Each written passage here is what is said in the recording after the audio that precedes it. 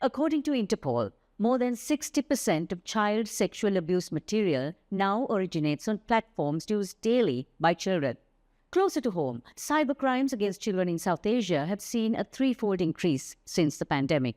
In Sri Lanka, while smartphone penetration among youth is rising, digital safety education remains scarce, and only a fraction of reported cases result in legal action.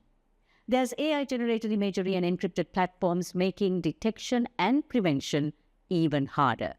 Founder of the Child Protection Force, Milani Salpitikorala, is on the show today to delve deep into how, why, and when children face online abuse. How bad is the problem of online child abuse in Sri Lanka? We are a very small organization, so we have seen a recent surge in the cases that come directly to us. So where people reach out saying, this is happening to me, can you do something about it? So we have seen a recent surge, and there's been a little bit of news articles here and there, but there is a surge in the world. How do children get exploited online? What sort of abuse is there? How do they recognize it as abuse? There are lots of online crimes happening, so from fraud to identity theft, but also to sexual crime and grooming children. So this would ideally start when a child has unlimited access to a device that is not protected. There are lots of, device protection for children that you can use. So I'm not saying tech is bad, because it is essential for the world now and even for children. So, but we need to be aware of the safe ways on how to use it. So children will be groomed by online predators. So we have online predators who probably live in some faraway village in some faraway country, and targeting certain children. So countries like ours in crisis, in other countries where there is war, and children are at a very vulnerable space. So we are in crisis because of the financial crisis. People need money. So we have people who are willing to sell pictures of their own children in exchange of money. So when children have unlimited access, and there are it's organized crime, they know where to target, who to reach out to. So a lot of kids who play online games where you play with other people and then you have conversations, so like in chat or whatever. So that is how it can happen, through games and through online platforms. But if parents are aware, then we can easily, control it.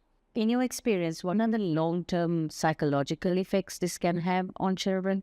When online crime happens, I suppose your privacy is out there in the world.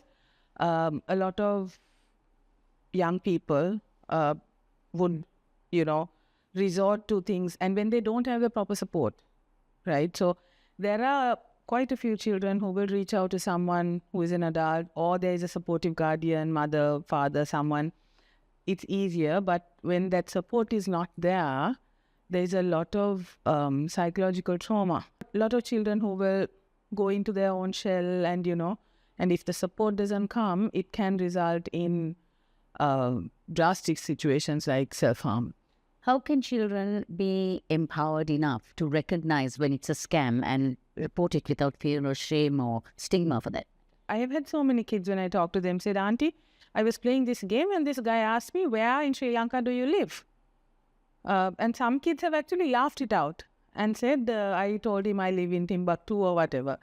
But that is a real big red flag of somebody online who you just met, who is going to ask you where you are and how old you are and your details. So red flags like that is definitely something that children should be aware of. And of course, young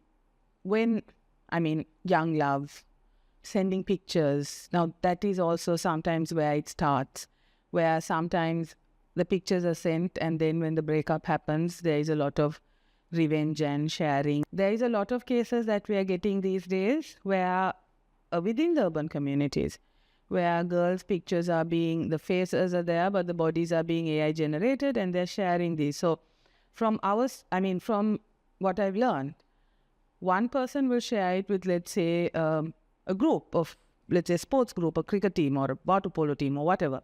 And from there, when it's shared, it goes to 500 other groups.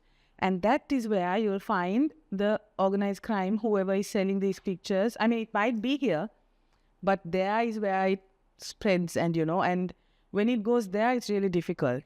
But of course, I mean, there are platforms like the NECMEC. Sri Lanka has a cyber tip line. So we need to create a lot of awareness for children. Okay, if these are published, there is a take it down. So there is a way that you can directly contact NECMEC and get it taken down. So a lot of resources available, but the awareness needs to be created a lot. You mentioned urban. Is the problem more urban than rural, or are you seeing it now spreading like wildfire? Definitely not urban. It's spreading wildfire. I know someone whose son is 13 years old and completely addicted to online games, playing with unknown people, and they live in Madolsima. That's a faraway town in Badul, a gorgeous town, but where they don't even have phone signal sometimes. How do we make parents, guardians aware of the risks that children face while they are online?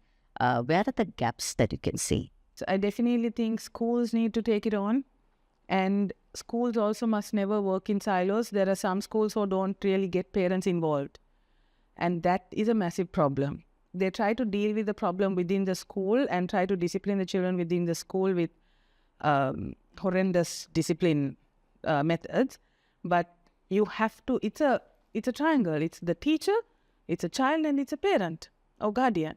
So you have to get all these three involved when you're talking about safety mechanisms and all that. So the school has to initially take that first step to create the awareness amongst the parents. Parents don't know. It should be that every person who has a child needs to be aware of the dangers. What kind of nationwide digital literacy can we share on safety for adults and children alike? How can this be done? On every media possible and on national media to create awareness.